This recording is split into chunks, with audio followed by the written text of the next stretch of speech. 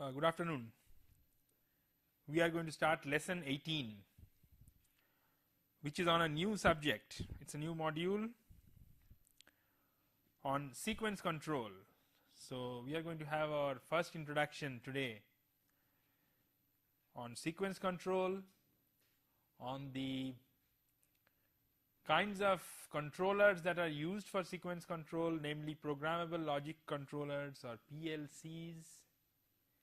And we are going to take a first look at the programming languages, the languages which are used to specify control programs for PLCs. So as usual, we will first look at the instructional objectives. So after learning the lesson, the student should be able to state three differences between analog and sequence control. This is important because traditionally an electrical or manufacturing or chemical engineering student is typically exposed to analog control, while the kind of control that we are considering here are different in nature. So it's important to understand the differences between analog control and sequence control. Obviously, we should know, she should be able to give an example of industrial sequence control, an actual practical example, and he should, the programmable logic controllers are controllers which are primarily used in the industry to implement sequence control. He should be able to know three of its major functions, the major functional characteristics. He should also know the major components, the major structural components of the PLC, and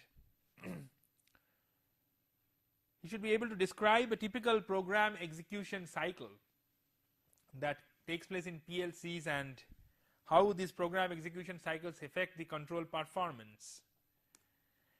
And finally, he should be able to know what are the typical elements of a relay ladder logic program, which is one of the programming languages which is used for programming a PLC, and know the various interpretations of the symbols used in this language. So first of all, let's try to understand what is sequence or logic control. So as I said, it's fundamentally different, not fundamentally, maybe very significantly different from analog controls on various aspects. So we need to understand what it is. So I constructed an this is my definition, words are mine. So it's a class of control problems for systems where inputs, outputs and feedbacks are discrete set valued. Actually, I would rather say that they are, for the purpose of control, it is taken that they are set valued, that is the intermediate values are not considered. So for example, a switch, it stays 99.999% of the time in on state or off state. But obviously, it goes from the on state to the off state, and that timing is so short that we choose to ignore it. So we say that a switch is a system which stays in either one of two states. So it's either on or off. We actually choose to ignore the times when it is going from on to off, because it's too small and of no consequence for us. So in that sense, the inputs and outputs and feedbacks are discrete set valued, like on off. And the problem is to cause or prevent occurrences of either particular values of outputs or combinations of outputs. So when the switch 1 is off, switch 2 should not be on. So giving an example from daily life, if let's take a daily life example of a railway crossing. So if the incoming train coming sensor is on, then the gate should be off. So some particular combinations are allowed, and some particular combinations could be prohibited. So the purpose of control is to ensure that in all future behavior of the system, those combinations of outputs either must occur or cannot occur as is specified. Similarly, we could also have timing restrictions. So you can say that after the train coming sensor becomes on, within 1 minute the get closed sensor should become on. So now you are giving some timing restriction. So you must ensure that the system, that the gate becomes closed within 1 minute of the train coming sensor becoming on. We might also like some given sequences of outputs, right? So for example, suppose let's take a buffer where some machine is producing parts and then putting them in the buffer, and the buffer from time to time gets emptied. So the states through which the buffer goes, so maybe the buffer capacity is 2. So and every time the machine is dropping a part, the buffer is getting filled. So the buffer should never go to the overflowing states. So it should go to part count 0, part count 1, part count 3, then empty part state, and then again come to part count 0. So the buffer should only go through certain states and should not go to some other state. So only some particular sequences of outputs or events should be allowed. Or there could be some given orders between various outputs. So after this occurs, that must occur. So these are sequencing orders, sometimes also called interlocks. If this has already occurred, that cannot occur. So this kind of, so basically what we are trying to say is that if the system states are assumed to be discrete, this kind of statements are made about the desired behavior of the system, and then the problem of control is to realize them by exercising the inputs to the process. So this is typically a sequence or logic control problem. Why they are called sequence or logic control? Because it's a finite state thing. So it's described more by logical methods than by numerical methods.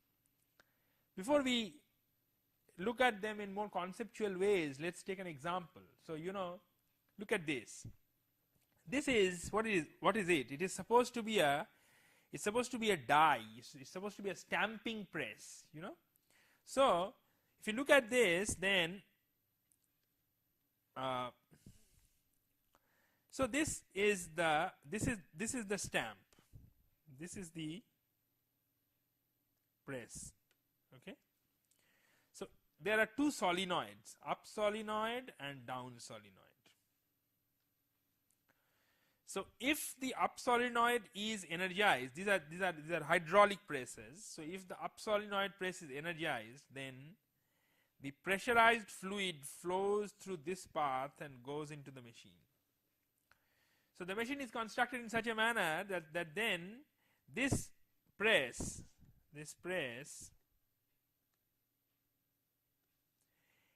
goes up. Similarly, if the down solenoid is energized, then this press goes down, and this is your metal sheet. It comes down and stamps on it. So it keeps stamping, retracting, and creating a particular shape of sheet metal. These things are typically used in making, let us say, car bodies, right? So it's a hydraulic stamp press. Okay. So, and obviously after what happens is that it goes up, the up solenoid may be de-energized. So whether it has reached the topmost position or the downmost position, this needs to be sensed. So there are two sensors. This is the upper limit switch and lower limit switch. And these are the two actuators. The down solenoid and the up solenoid are the actuators. And this thing is our system. So this is a typical example of a sequence control problem, where we are interested in only, see, the system is, everything is analog if you look fine enough. So obviously the piston cannot the system cannot instantaneously come down from the up to the down state. But what we mean is that for the control of this system, we are not interested, for the sequence control in this of this system, we are not interested to know the intermediate states. We want to only ensure that if this machine is supposed to stamp, if that command is given, then it should periodically come down and then go up, come down and go up. So only that, we are only interested in, that is our control problem is only to ensure that it periodically goes through the up down sequence. That's all. So in this sense, it's a sequence control problem, right? So this is, there are n number of such other problems. For example,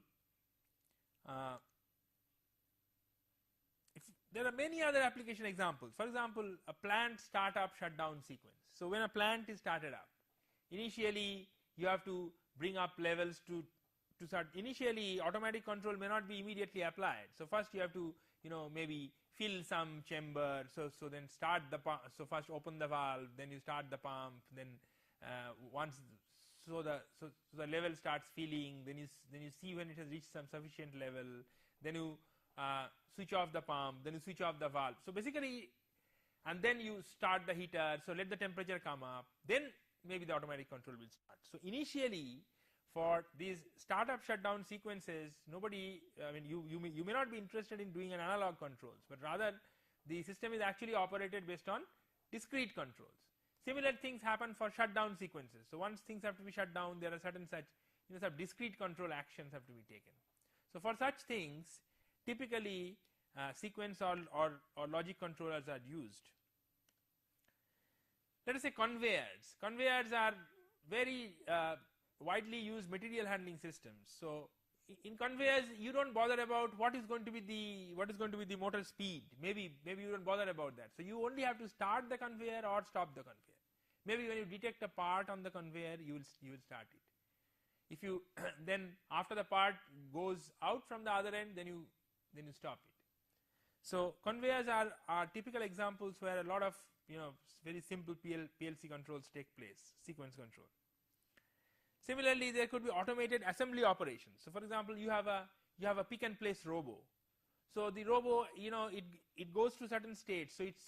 So maybe it is situated somewhere and it's going to the picking up item X from the left hand side of the workspace, then putting it on the machine, then operating the machine, then again picking it up, and then putting it on the bin which is on the right side of the workspace.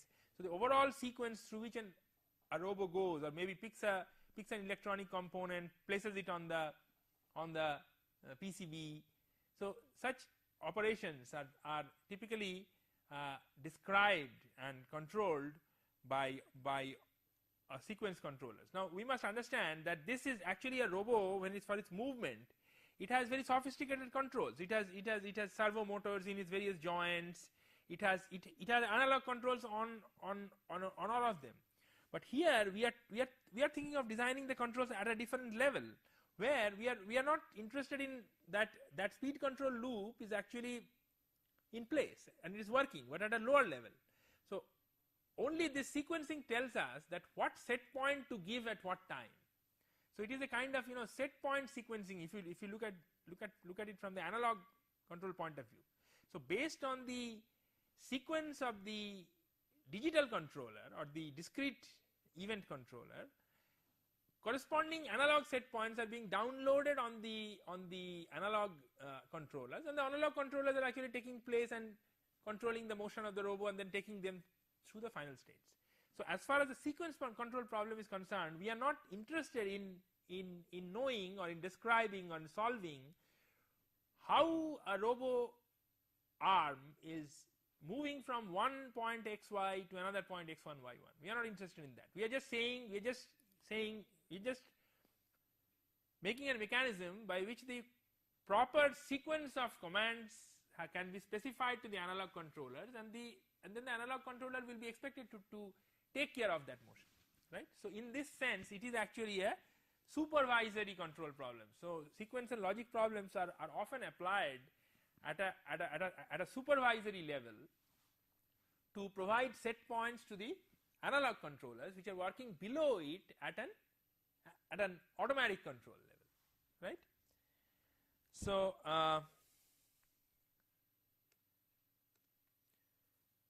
similarly sequence control in CNC machines, where depending on the geometry of the part to be cut, depending on the machine configuration, sometimes you have to move the bed this way, sometimes you have to move the bed that way, and sometimes you have to extract the spindle up, you may have to change the tool, you may have to switch on some lubricant flow. So various kinds of, again supervisory control actions must be specified. In fact, in a PLC there are, I mean it's if you see a CNC machine controls, then you can very clearly see that there are two different control systems, usually on two different control processors. So you generally have a high speed microprocessor or a DSP, sometimes generally microprocessors, which take care of the analog controls problem, which are much faster, actually control the various motors. And you have a PLC, generally, I mean G Fanu or whatever, I mean some make of PLC, and which will basically control these various motions and maybe also monitor the machine. So supervisory control of robos, as I have told. So sequence, that's why PLCs are used hugely in I mean this kind of discrete event control problems are very common in actually in industrial processes, and I mean you will find, I mean literally hundreds of them. Now we must realize, since we are, I thought that since we are, this is a new kind of control problem, and we are the same motor or the same robo about which we learnt from an analog control point of view, we are still using them, but now trying to construct completely different types of models for them and trying to solve different types of control problems. It is useful to understand that a model of a process is actually, I mean what kind of model you will construct for a process entirely depends on what is it, which aspect of the system behavior you actually want to capture. So it's not always, so for example, let's say, imagine that if you are trying to model a computer, then there are various architectural models for a computer. For example, there may be a von Neumann architecture, there may be a reduced instruction set architecture. There are several well-known architectures of computers, I mean models around which computers are constructed. Now computers are typically very large digital circuits, I mean sequential digital circuits, which are sometimes thought of as state machines. So state machines are again there are various kinds of state machines. So when you are seeing the computer at the state machine level, then you are using models like Milli machine, Moore machine, basically automata theoretic models. So again, these state machines are made of what? They are actually made of digital circuits. So digital circuits, how do we describe digital circuits? We know that we describe combinational digital circuits using Carnot maps or sum of product Boolean formula, or if they are sequential circuits, then we describe them as state transition tables. So now what are digital circuits made of? They are made of transistors. Now transistors are actually, the moment you come to a transistor, you have come down to the analog level. So there you start describing voltages, currents and their time behavior. So you have various kinds of small signal network models, either low frequency models or high frequency models. We have learned several kinds of models. Again, transistors are made up of semiconductors. So semiconductors have physical models, electrons, holes, energy bands. So you see that, but you obviously will not describe a state machine as a set of transistors.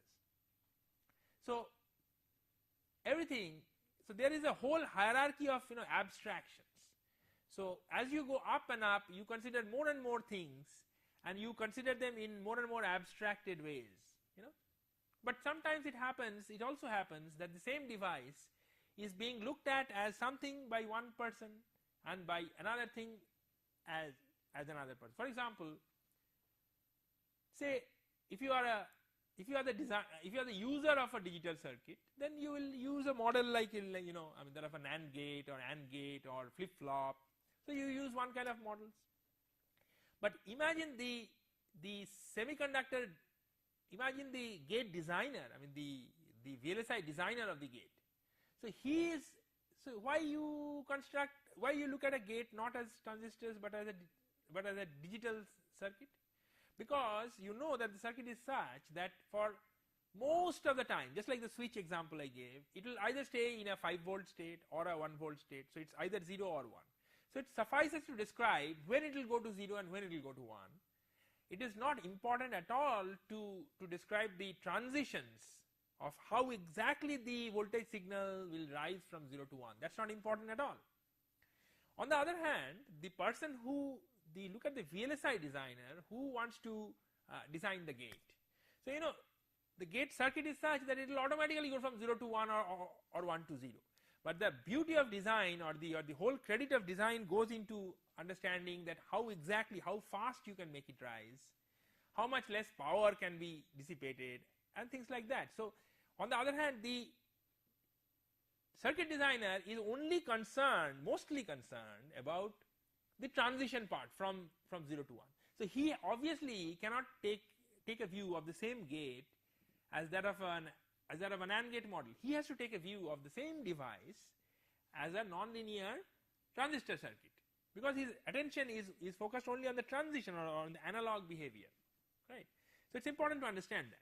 So therefore, this is what I am saying, that even for industrial processes, there is obviously analog behavior. Everything is analog. But if we know that the analog behavior can be taken care of by the analog controls which exist at a lower level, then the problem can be simplified. If we assume the existence of suitable analog controllers, then the problem can be simplified to that of only specifying certain discrete commands, and how those commands will be realized, that is taken care of by something else. So we are not interested in modeling that. Therefore, we will simplify the models and use different models and then solve sequence control problems. That's the whole idea, right? So it's very important to understand that. If you look at continuous variable models, there the signals are real valued. Actually you have an infinite number of possibilities of values, and time is sometimes continuous, sometimes discrete. So when we have continuous time models, then we have time continuously varying. But for all practical implementations, especially using computers, we must discretize time. That is, we must consider values only at certain instants of time. Now you must realize that we are discretizing the time axis. We are not discretizing the variable value. Variable value axis is still continuous. Variable value can be anything. So, but the time axis is sometimes discretized. So that's why it's called a continuous variable models, where variables can take any value. Contrary to this, in discrete event models, which we are going to use for sequence or logic control problems, typically the values of variables that we'll consider will be considering finite. So let us say a typical example is on, off, some tank level, low, medium, high. So we are not interested in knowing how many meters. We are only thinking that the tank is in the tank level could take one of 3 symbolic values. So each of those symbols actually represent some kind of an analog level value range. So if it is 0 to 2 meters, we just call it low. We indicate it by a symbol low. If it is 2 to 4 meters, we call it medium. And if it is 4 to 6 meters, we call it high. So we may define a control problem where we are not interested in knowing the value, but we are only interested to see that the moment the water level falls from high to medium, start the pump. So we are interested in specifying such things. So discrete values over finite domains, and therefore we have what is known as the finite state space. So the combinations of variables that can exist in a system are going to be finite.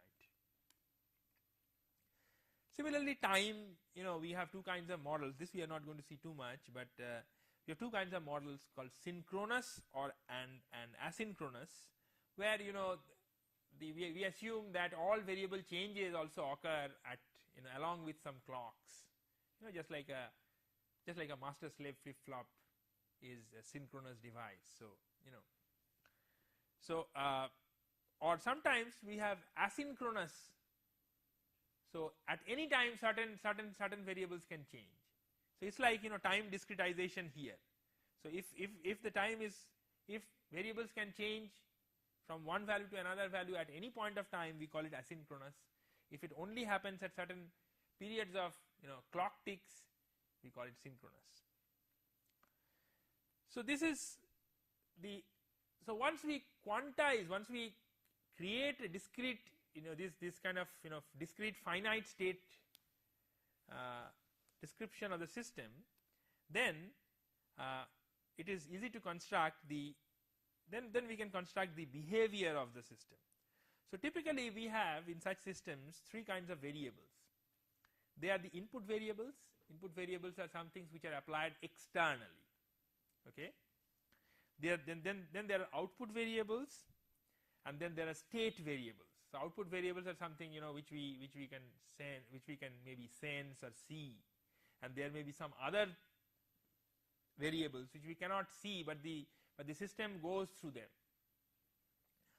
Okay, so typically we consider systems, and in most of industrial control problems we have only a finite number of system states. Now these states, what is behavior? Behavior is the pattern by which states change from, system continuously moves, evolves from one state to another. Now why should the state change? The state could change either by an external event. So a room was in dark state.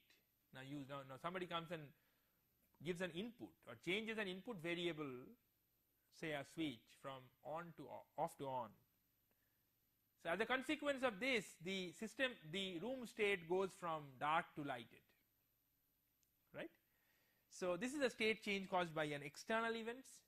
Sometimes systems also go by, because of their internal dynamics, without any other external input given, it might change its state, right? So there may be some arrangement in the system by which, suppose after it is made on, let's look at a monoshot timer. There's a common electrical examples. So there may be something that once you press it, some bulb glows up, and then its dynamics is such that again after some time by itself, without any input being applied, it will come down. So state changes are sometimes caused by external events and sometimes caused because of their own internal dynamics, they might come down. Similarly, state changes also, at every state there are some outputs which are exerted by the system. So as states change, as the system goes from one state to another, the outputs are also changed, and these outputs changes are perceived in the external world, and they are sometimes called events, right? So you could have events or outputs caused by state changes. So this is, so when we have to describe a system, we'll presently see an example. We have to basically, whenever we want to model a system for the purpose of logic or sequence control, we have to find out which are the variables, which are the input variables, which are the output variables, how those change, what input exertion causes what state change. So basically, if we can describe these, then we have got the system model. Now in any control problem, there is just like in analog control, you have an open loop plant and you have a closed loop plant. So you have a plant by itself, which is called uncontrolled or open loop, and you also have a closed loop plant which is controlled. So the controlled plant is actually does not exhibit all possible behavior of the open loop plant, but exhibits only a certain subset. So that's the job of the controller. So we have to specify, if we are talking about the controller design problem, then there are two things that we have to do. The first thing is that we have to say what this system does by itself, what it is capable of doing, that we can get from its model. Then we have to give a specification, that is, of all this behavior we don't want some behavior, so we want only some of them. So what is the behavior that we want for the controlled system? That is called the specification. So these specifications could be again stated in various ways, for example by transition event sequences, which could be either timed or untimed, or by saying that giving the enabling conditions for some transitions, that is we may like to cause some transitions in certain ways in the system. So in various ways system specification will be given, and then the job of the controller design is to ensure that this system actually behaves like the specification system. That is the problem of discrete event or logic or sequence control. So seems a bit abstract perhaps, so let us see an example. So in our old example, what are the external inputs? So depends on what you have. You actually have to see. So maybe that you have in this system we may assume that it has three external inputs. One is the up solenoid, another is a down solenoid, and the third one is a master control switch. So these are the three input variables. They are all external to the system. And each one of them, for example the up solenoid and the down solenoid may take two values, either 0 or 1. So what could be outputs? For example, we could say that corresponding to limit switches we have some lamps. So whenever a limit switch is made, we have an up lamp and a down lamp. So they are like indicators. So corresponding to the limit switches we are having some outputs, up lamp and down lamp. Similarly, the machine we assume is existing in three kinds of states. Basically they are the motion states of the system. So the system could either be in the idle mode, in which it is doing nothing, it is not in the active mode, or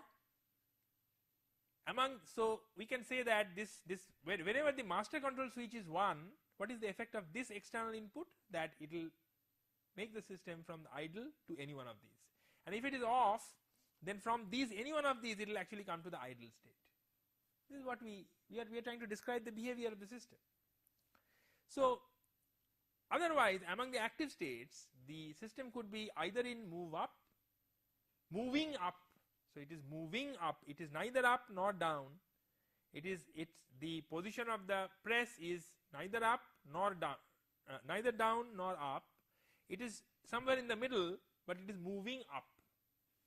Similarly, it could be moving down, or it could be not moving, but it is in the up position or in the down position. So we have chosen to model the system in such a manner. So we assume that the system goes through such states. Now state changes. What are the typical state changes in the system? For example, we say that the external inputs are MCS, up solenoid and down solenoid. So if MCS is exercised, system comes from idle to any one of these. Maybe it comes from idle to down. And if the up solenoid is pressed and if the system is in the down state, from there if the up solenoid input is exerted, then it will go from the down state to the moving up state. So these are cases where a state change is caused by an input. We'll presently draw a diagram. Similarly, internal for example, let's draw this diagram. So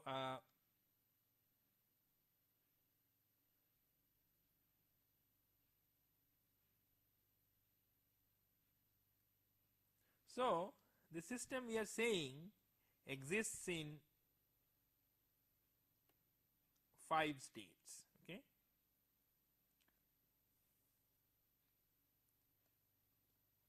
So maybe this is up, this is down, this is moving up,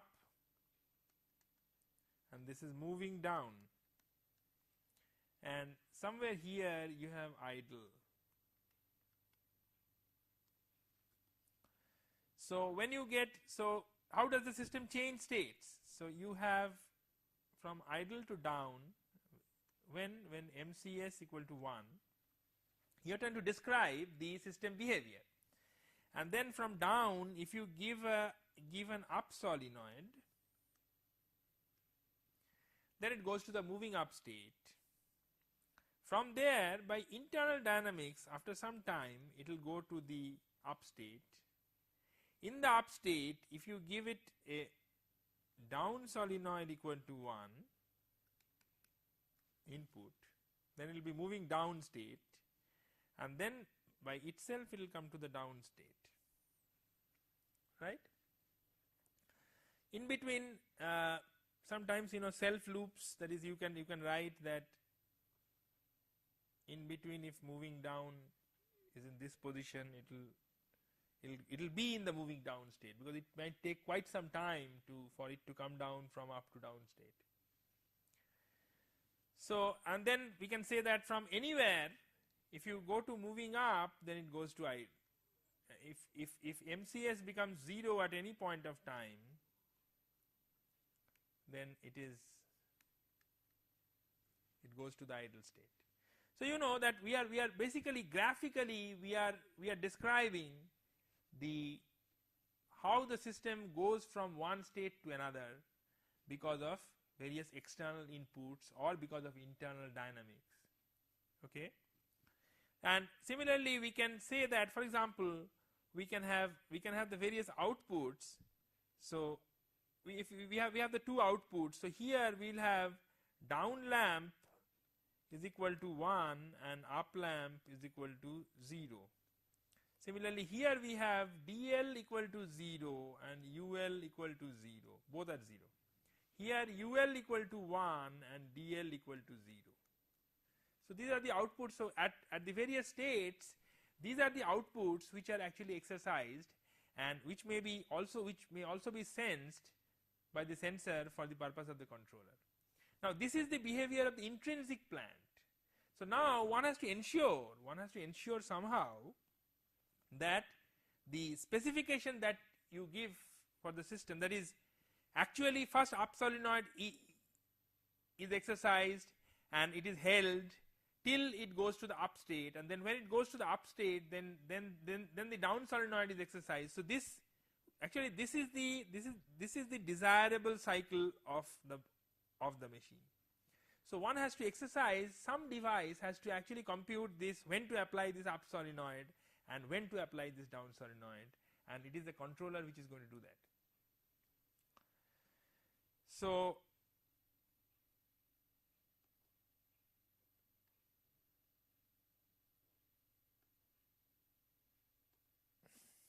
right.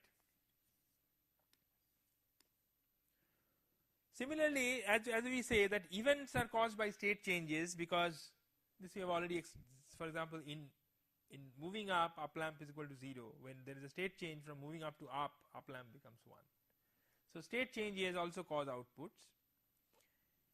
And a system specification, as we said, that what is the objective of the machine? The objective of the machine is that when the control switch is on, at that time it must come down, go up, come down, go up. This it must do a certain number of times, till the MCS switch is put off. If the MCS switch is put off, immediately from there it must go to the idle state, which we can describe. What is the position of the place at that time, whatever it is. So the system specification for this system could be an alternating sequence of up and down states. So it must continuously go from up to down and down to up states. So having done this example, we can take a look at some basic differences between sequence control and analog. So firstly, the process variables in the sequence control are discrete valued, in analog they are continuous valued. The model, as a consequence, the model here is logical, typically state transition kind of models, while in analog control they are numerical. So you use either differential equation or you use difference equation.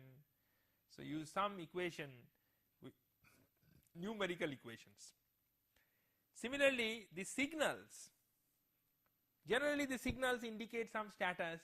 So something is on, off, maybe a traffic light is either red or amber or green, or we are interested in, or they are sometimes signals are in this case sequence of symbols. So it goes from up, down, up, down, up, down, or maybe a conveyor for a buffer, another part, another part, another part, buffer empty, another part, another part. So these are sequences. So another part is an event occurring whenever another part comes into the buffer, and in between certain other event called buffer empty takes place. So the signals, by signals we mean the sequence of these events in the case of sequence control. On the other hand, we know that in the case of analog controls, we want to specify actual trajectories, we want to specify properties of trajectories. Rise time should be less than something, maximum overshoot should be less than something. So what are we trying to say? We are trying to say that we are trying to describe some properties of the continuous trajectories in terms of their values, while in sequence control we are interested in either status of some signals and their sequences over time, right? Oops.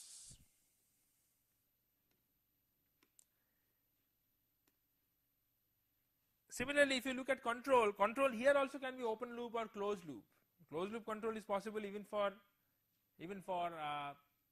discrete event or logical control. For example, in our die press example, we had those two limit switches. So any controller that will work can take feedback of the state of the process using the limit switches and then decide the control input. So in that sense, logic control can also be feedback control, right?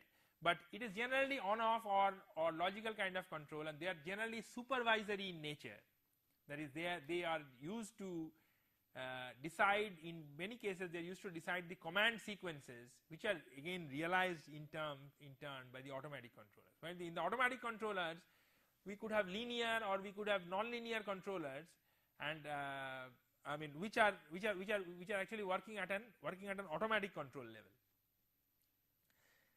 One very interesting design is, of course, since you have so much simplified the state space or the values that signals can take into 2, 3 or 4 codes.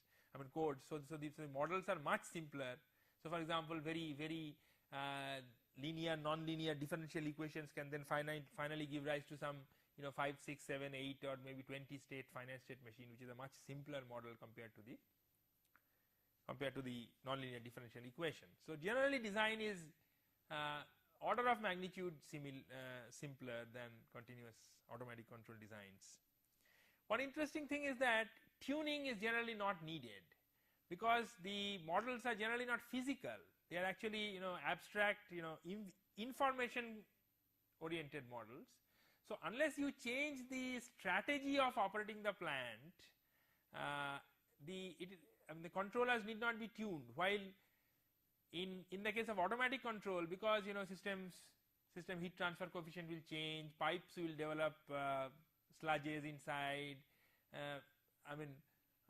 valve characteristics will change, reactor characteristics will change. So therefore automatic controllers continuously require tuning from time to time, but these sequence control controllers, they generally do not require any training, any tuning frequently, because processes, till you do not have a different automatic control system which will take different inputs, or you want to change the whole operating mode of the process, there is no tuning of the sequence or logic control law to change.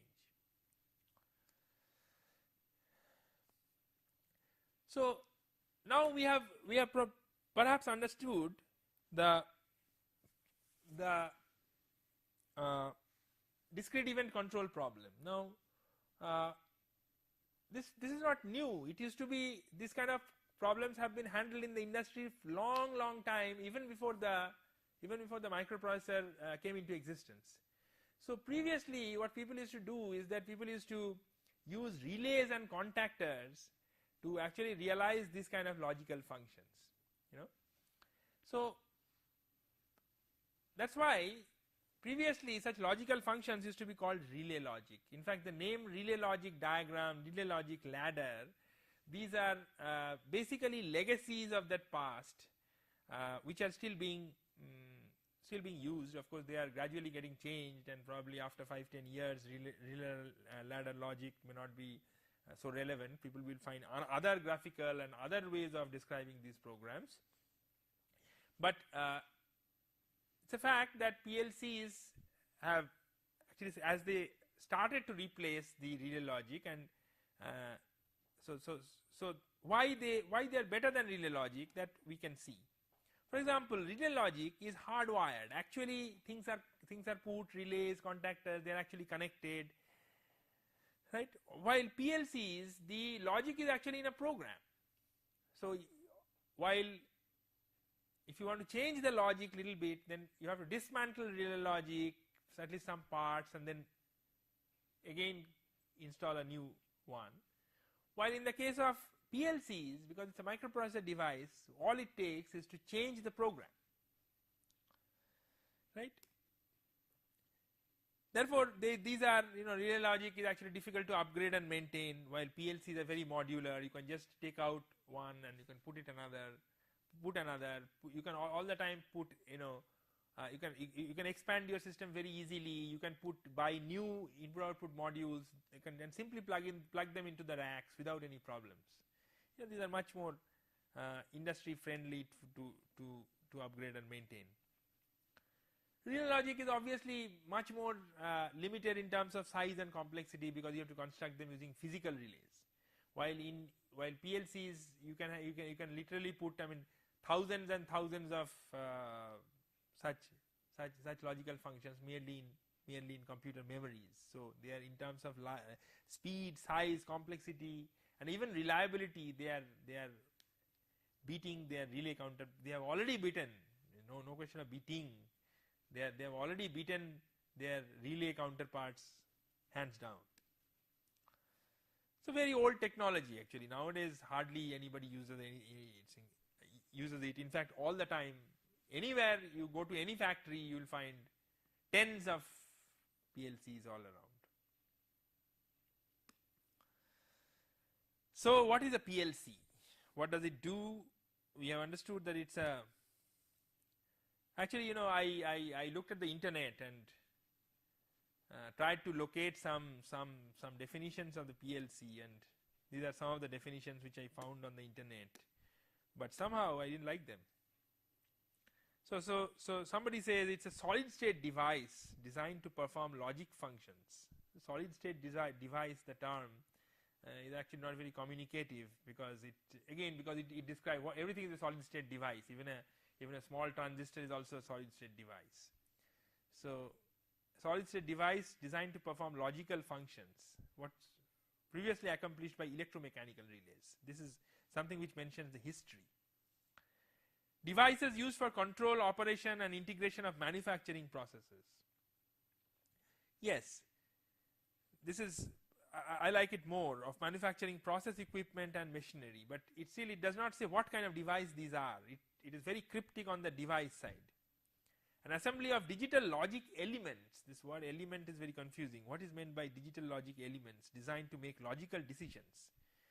So, designed to make logical decisions and provide outputs. So I thought that I'll find out my own definition. So I'm calling it an industrial computer. It's actually a computer which is used for industrial functions. What kind of functions? Which will accept inputs from digital or analog sensors, which will execute logic for sequence control or analog control. In fact, modern PLCs in many cases also contain capabilities for doing analog controls on the same device. After all, it's a microprocessor, so you can have several. Its speed is very high. It has a lot of memory. So why not also, since you are buying a device, why not put the analog controls also? Otherwise, you will have to buy another device just for analog controls.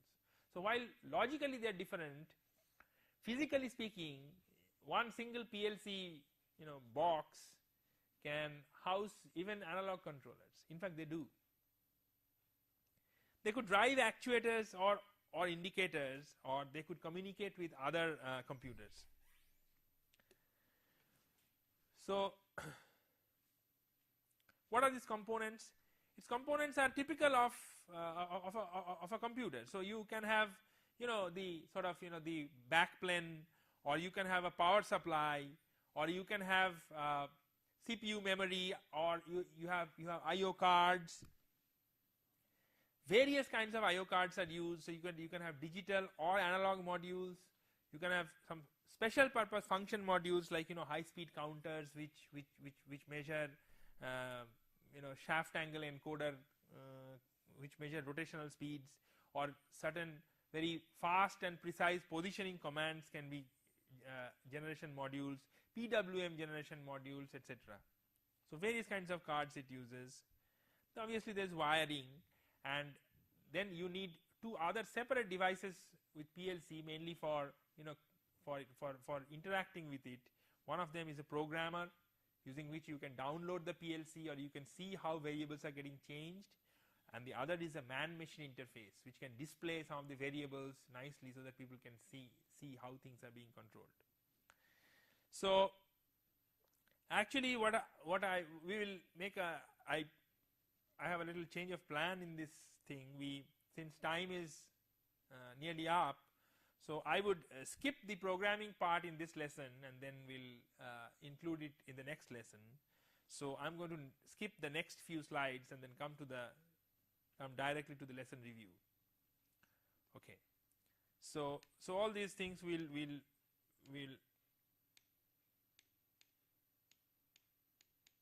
so we are going to see all these things in the next class, which I thought I will include here, but there's no time. Okay.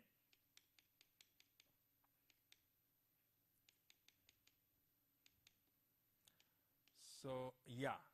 So we have the lesson review. So what have you seen? So in this lecture we have primarily tried to impress upon you the nature of discrete event control problems. Basically two things, that there are some problems where analog controls are not required because they are too simple. If you start a motor for a conveyor, you don't need to control its speed. Just put full voltage, whatever speed it will rotate, let it rotate, conveyor will move. We are not interested in controlling the speed in an analog manner. These are situations where analog logic control is used. There are another kind of situations where you are trying to design the control at a supervisory level. So there is a whole set of sophisticated analog controllers existing, and the moment you give them a command, you know that they will realize them. How they will realize is not your concern, as long as you are designing at the supervisory level. So because you are designing at the supervisory level, your control problem is abstracted out. So in that sense, it is discrete event. So we have seen that many such problems arise in the context of industry, and we are going to, in this module, we are going to take a look at how we'll handle them. So we also introduced the programmable controller. We gave it functional definition, and we saw what it contains. It's basically a microprocessor based device with a lot of interfacing capabilities.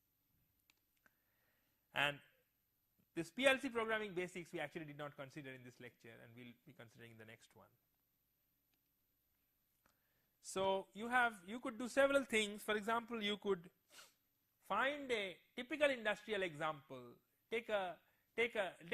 Let's see, for example, you can see things like, I'll give you one example myself and you can think of others. For example, think of how to automate the overhead tank in your house using maybe some level sensors and a motor and a pump such that the water level never goes below a certain level. So you're never surprised in the kitchen.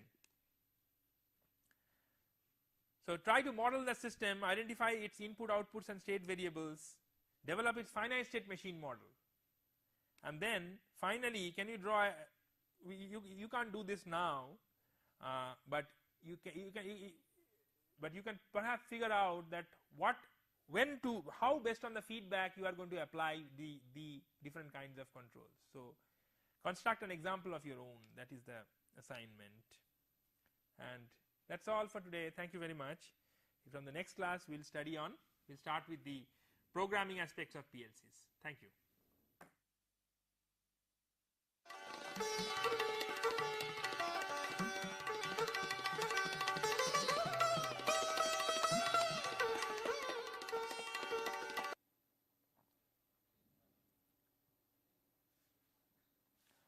Good afternoon and welcome to lesson number 19, where we shall continue to discuss sequence control. Today we will discuss a scan cycle, that is, a scan is a program execution. So we will discuss how programs are cyclically executed, and we will discuss the nature of its impact on performance, and we will also discuss how to write some simple relay ladder logic programs. So as usual we view the instructional objectives first. After today's lesson one should be able to describe a typical program scan cycle, that is, describe what takes place, how the program works cyclically. Would be able to explain the impact of this kind of execution on the control performance, typically on the fastness of response, that is, how fast the programmable logic controller responds to changes in inputs with changes in output. Then we will go on to describe the basic elements of a typical relay ladder logic program. Today we will look at the very simple elements of the program, and in future lectures we shall go on to see more advanced programming elements.